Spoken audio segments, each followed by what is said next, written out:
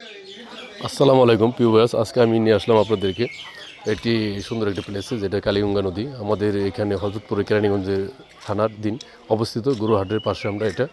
আমি আজকে এই নদীটার পাশে আসার কারণ মূলত এই নদীটাকে দেখানো। নদীটা মরে গেছে, পাশাপাশি নদীর পানি বিষাক্ত হয়ে গেছে।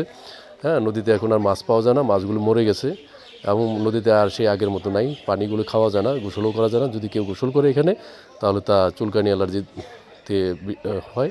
এবং এই নদীর মাছগুলি নষ্ট হয়ে গেছে, মরে গেছে। নদীর মাছ আর খাওয়া যায় না। এটা একমাত্র কারণ আমাদের বজ্র পদার্থ ট্যানারি, যেটা হরিণধরা সাভারের, ওইটার বজ্রগুলো এই নদীতে ফালানোর কারণে 50 থেকে 100 কিলোমিটারের মধ্যে নদীগুলি সব নষ্ট হয়ে গেছে। যেমন ধলেশ্বরী, বুড়িগঙ্গা, হ্যাঁ, কালীগঙ্গা, এটা কালীগঙ্গা নদীগুলো সব নষ্ট হয়ে গেছে। এখানে আর আগের মতো নাই।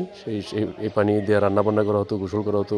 এই নদীর মাছ, কোটি কোটি টাকার মাছ, মানুষের পুষ্টির একটা যোগান হইতো, সেটা নষ্ট হয়ে বড় লোকেদেরকে আরও বড় লোক বানিয়ে দিছে বজ্রশিল্প, আর গরিবদেরকে মেরে ফেলছে। এই নদীটা নষ্ট হওয়ার পিছনে চামড়া শিল্প দায়ী। এটা দেখার কেউ নাই। আমাদের দেশে পরিকল্পনার অভাবের কারণে আমাদের এই নদীর মাছ আমরা খাইতে পারি না, এই পানি খাইতে পারি না, এই পানি ব্যবহার করতে পারি না, এই পানি থেকে গোসল করতে পারি না। এই আমাদের এটা পরিকল্পনার অভাব। অন্য দেশে, উন্নত দেশে হইলে এগুলা পরিকল্পনা দিয়ে এটি সুন্দর হইতো এবং আপনার এটা একটা রিসাইক্লিংয়ের মধ্যে চলে আসতো। কিন্তু আমাদের দুঃখের বিষয়, আমরা এমন একটা জাতি, আমাদের নিজের স্বার্থটাকে আমরা বেশি প্রাধান্য দিই। এখানে কোটি কোটি লক্ষ লক্ষ লোকের কর্মসংস্থান হইতো, যে মাছ বিক্রি করে খাইতো, তাও শেষ, এটাও হয় না। আর এই নদীতে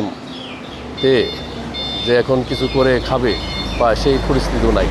তাই আমি বলবো, ঊর্ধ্বতন কর্তৃপক্ষ সবাইকে দৃষ্টি আকর্ষণ করে বলছি, 100 কিলোমিটারের মধ্যে সাভারের বজ্র এই মানিকগঞ্জ থেকে এখানে পদ্মা নদী পর্যন্ত প্রতিটা ধলেশ্বরী, বুড়িগঙ্গা, কালীগঙ্গা নদীগুলো নষ্ট হয়ে গেছে। এই নদীর পানিগুলিকে বাঁচান, দেশকে বাঁচান, জনগণকে বাঁচান, তাহলে আমরা সফলকাম হব এবং জাতিকে আমরা একটা সুন্দর পরিস্থিতির মধ্যে নিয়ে আসতে পারবো। এই জন্য আমি আমার এই ছোট একটা প্রতিবেদন উপস্থাপন করতে সক্ষম করছি এবং ভবিষ্যতে আপনাদেরকে আরও সুন্দর করে একটা পরিকল্পনা মাফিক দেখাতে সক্ষম হবো। আপনারা আমার এই ভিডিওটি বেশি বেশি লাইক, শেয়ার, কমেন্টস করবেন এবং দেখবেন। আশা করি উপকৃত হবেন এবং মানুষকে উপকৃত করবেন এবং বেশি বেশি শেয়ার করবেন, যেন নদীকে বাঁচানো যায়, নদীর পানিকে বাঁচানো যায়, মানুষকে বাঁচানো যায়, মাছকে বাঁচানো যায়। এই পরিকল্পনার্থে দেশের স্বার্থে এগিয়ে আসুন। সবাইকে আসার জন্য অনুরোধ করছি। আমরা যদি সবাই এগিয়ে আসি, তাহলে এই নদী বাঁচানো যায়, নদীর মাছকে বাঁচানো যায়, নদীর পানিকে বাঁচানো যায়, দেশের মানুষকে বাঁচানো যায়, রাজস্ব ঘাটতি থেকে লাভবান হবে মানুষ এবং পুষ্টিগুণ সম্পন্ন একটি জাতি, প্রাকৃতিক মাছ আমরা খেতে পারবো। এখন সে থেকে আমরা বহুত লাভবান হব। এই জন্য আমি আজকে আপনাদের মাঝে সুন্দর করে একটা ছোটোখাটো একটা প্রতিবেদন নিয়ে আসছি। আপনারা দেখবেন, ভালো হইলে লাইক, কমেন্ট, শেয়ার করবেন এবং সকলকে দেখার অনুরোধ করবেন। আশা করি ভালো থাকবেন। এই বলে আজকের মতো এখানেই শেষ করছি। আল্লাহ হাফেজ। আবার কোনো সময় দেখা হবে আপনাদের মাঝে, কোনো এক সময়। সেই জন্য অপেক্ষা করুন এবং আমাকে বেশি বেশি